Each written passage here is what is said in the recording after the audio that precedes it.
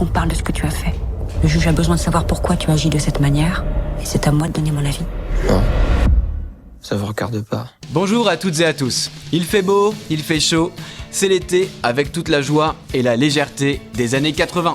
Je vous parle du dernier film de François Ozon, Été 85. C'est un conte aux allures de teen movie qui nous propulse dans une belle époque où tout semble possible. C'est que c'est ma première fois. Tu te détends, tu résistes jamais au mouvement. Tu te laisses aller. Plaisir à voir tous les deux. T'as du beau mec. Toi et moi, on a des milliers de balades à faire ensemble. On se connaît que depuis ce matin. Mais pourquoi perdre du temps?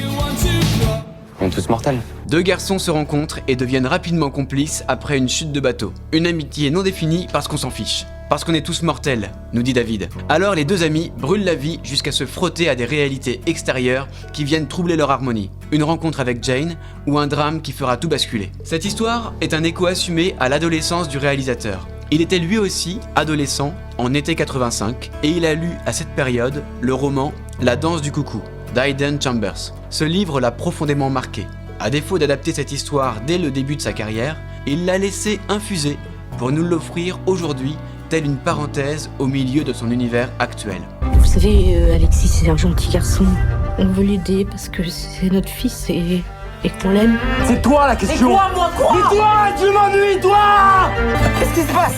Disparais ou j'appelle la police. Grâce à Dieu est le dernier long métrage de François Ozon, sorti en 2019. Mais Été 85 est clairement beaucoup plus en lien avec son premier court-métrage intitulé La robe d'été, qui est une histoire d'amour au bord de la mer, en plein été. La relation quasi amoureuse de David et Alexis, présentée dans Été 85, est universelle et ne doit pas s'arrêter au genre. Ce film est une déclaration d'amour à l'adolescence, à l'insouciance et à tous les possibles qui nous habitent en cette période. Par exemple, il y a des références totalement assumées au film La Boum, qui est aussi un marqueur de cette époque.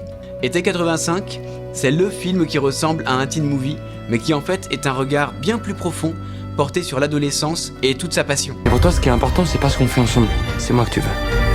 Ça, c'est pas possible, Alex. Un aboutissement dans la carrière de François Ozon qui revisite ses motifs de prédilection. Je veux parler du travestissement, de la relation trouble avec un professeur et surtout du rapport à la mort, à la disparition et à la sépulture. C'est un film maîtrisé qui navigue entre la légèreté d'une époque et la complexité des relations, avec une bande originale qui peut donner envie de partir en virée à travers les champs avec une 4L et une bande de copains. Alors moi, je vous laisse avec ces belles images de vacances, parce que moi aussi, je pars prendre une bouffée d'air au milieu de la Gâtine. On se retrouve le 19 août avec plein de nouveaux coups de cœur. A bientôt et bonne séance à toutes et à tous. J'ai besoin de comprendre ce qui s'est passé.